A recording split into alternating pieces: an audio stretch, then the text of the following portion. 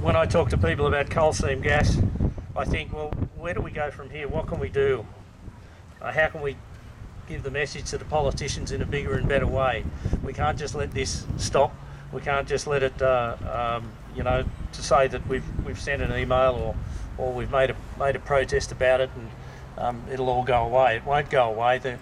The 2 kilometre zone does virtually nothing for protection of our homes and protection of our environment. All we've done is put a 2 kilometre buffer around our homes, but the toxic contamination and air pollution and the rest of the problems have only been moved 2 kilometres away. And who says they're not going to horizontally bore under our homes anyway and still do it under our own homes and so forth? They're still going to contaminate the waterways and have the methane leakage and all the rest of the issues. So we have to keep it up. We have to urge our colleagues at work. We have to talk to our friends and family. We have to get people into action groups. We have to get them going along to meetings like this or weekday meetings. Form an action group. Do what you can. Write an email to a politician and try and get the message out there. So that's what I would urge people to continue to do. Our final speaker needs a little introduction. Lock the Gate is a national grassroots organisation with thousands of individual members throughout the country and over 160 group affiliates. Drew Hutton is the national president of Lock the Gate movement, and he has pioneered and continues to lead the fight against indiscriminate mining and the destruction of our water, land and environmental resources. We thank him for taking the time to come here today, and would you all please make a very warm welcome to Mr. Drew Hutton.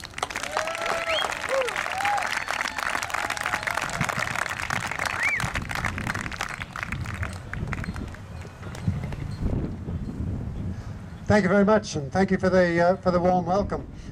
Can I just do a bit of a survey to start off with? Who feel free to put your hands up here. Who thinks that the reason that we've got the restrictions on coal seam gas in this state, the 2 kilometre buffer that was mentioned, and no coal seam gas in the wine growing areas of the Hunter or the thoroughbred breeders area, who thinks that that's a result of the federal government's sensitivity to the needs of the community and the fact that they're really very concerned about coal seam gas, and from now on will address this issue aggressively and determined to achieve a really good outcome for the people of New South Wales? Can I see please who believes that? Oh, okay. All right. Well, who believes then that the reason that we've got these good new policies is because we have a really rational and science-based policy-making system here in New South Wales, and that's finally triumphed, and we've now got some reasonable policies, and we'll go on to get some more. Who believes that? Can I put your hand up? Okay. Well, it just so happens I agree with you. It's neither of those two things. It's absolutely neither of those two things. The reason that we've even got what we've got so far, which is still inadequate, is that people around this state stood up. They stood up in their thousands and they said, we don't want it.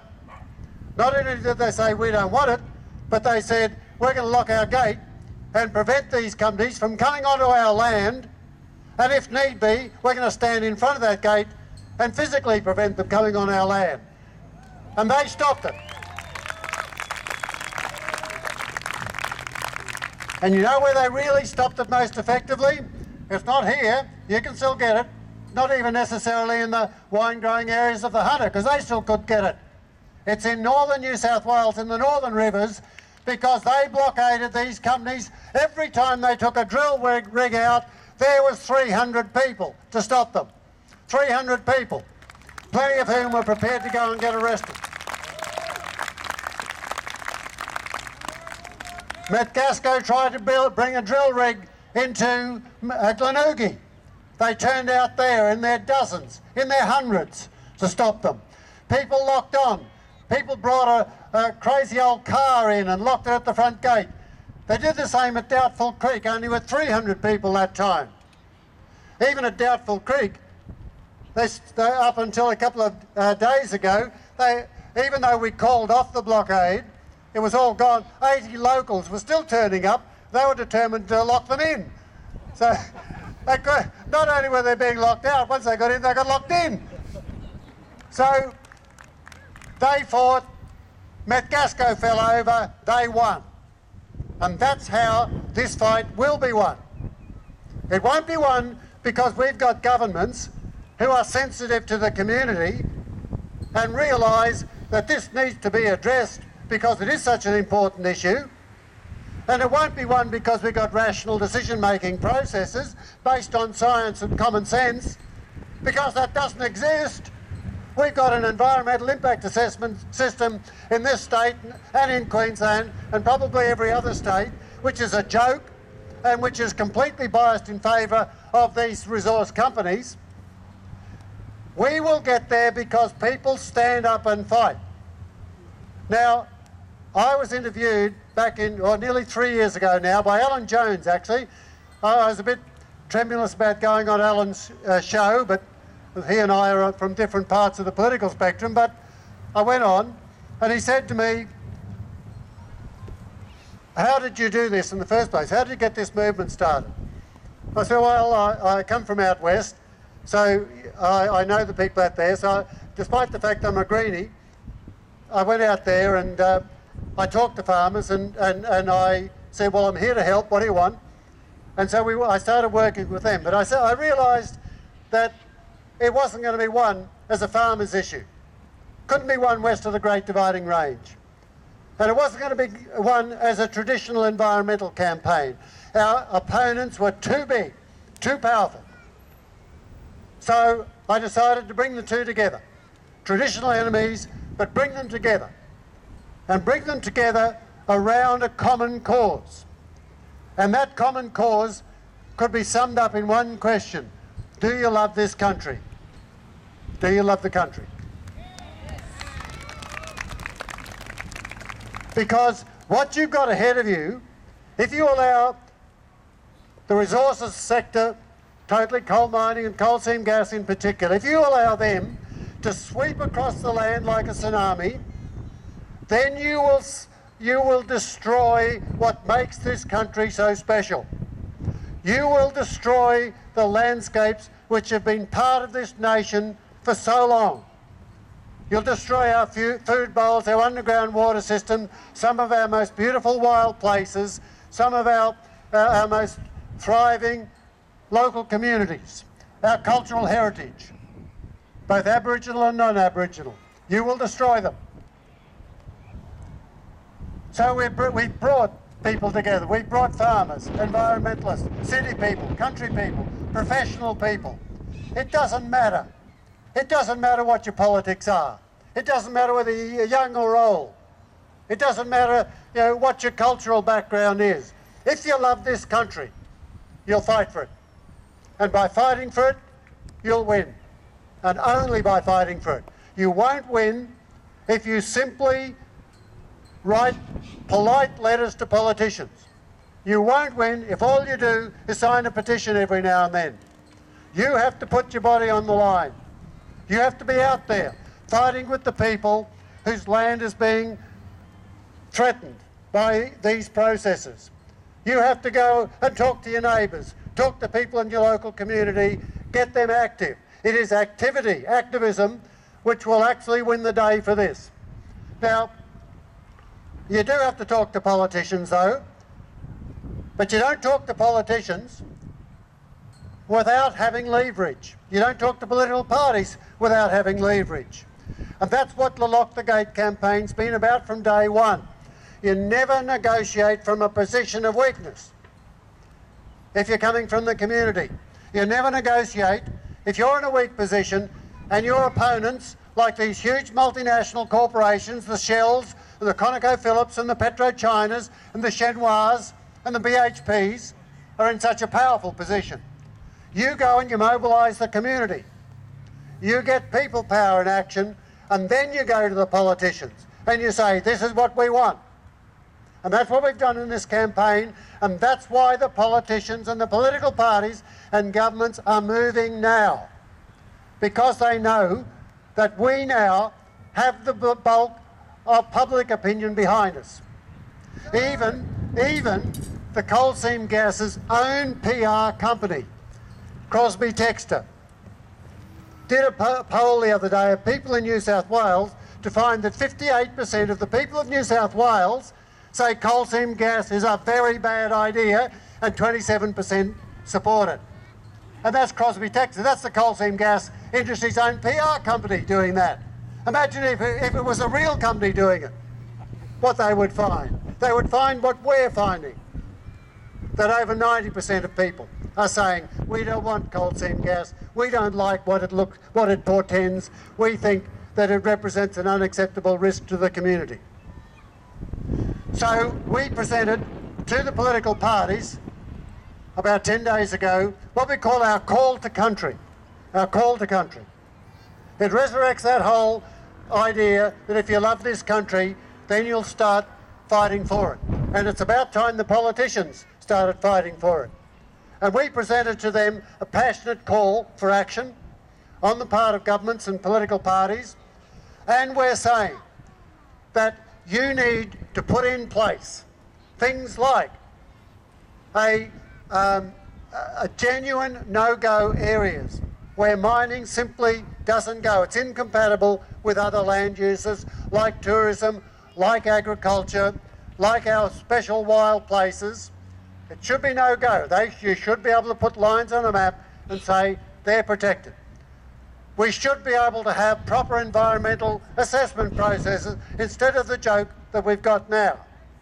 We should have the federal government involved in protecting our water. On the driest continent on earth, it makes no sense at all to be hauling out millions and billions of litres of water from our underground water systems, polluting those systems, depleting them, and endangering our catchments. It makes no sense at all to put our most beautiful, productive agricultural areas in peril because of coal and coal seam gas mining.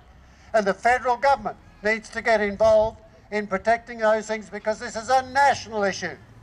It is a national issue. It's a call to country. It's a call to country. If you love the country, you'll fight for it.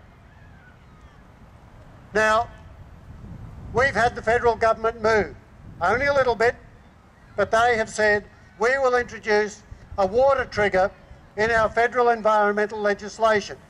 That's a good starting point. That's a good first step, because that means now that state governments, which have got a vested interest in getting these projects approved because they want the quick flush of funds that comes from royalties, they want that, and they don't care what the collateral damage is.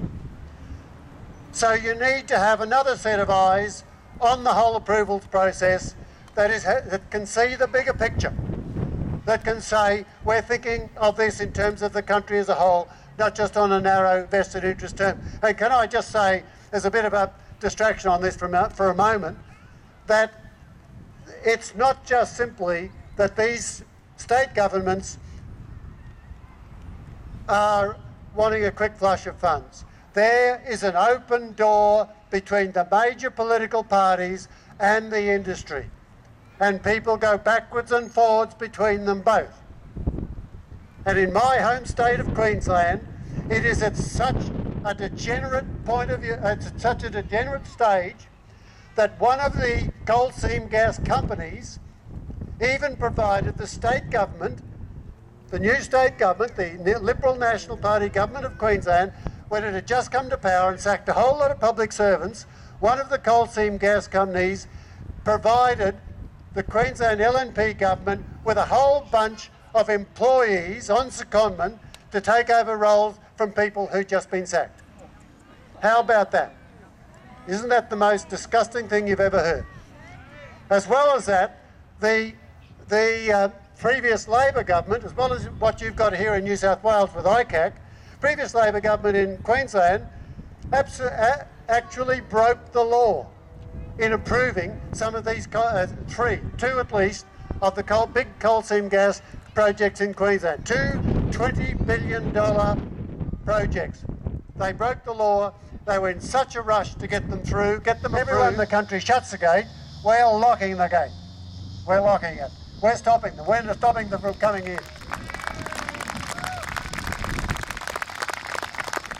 But, you know, people in the country are very polite and they actually like having visitors. They just, you know, as long as they're people that they like and people who aren't going to bring destruction to them. So, lock the gate, really, instead of being a hostile and aggressive phrase, has come to mean protect. Lock the gate means protect. You know, and in fact, I've even heard people in the media using the term in that way.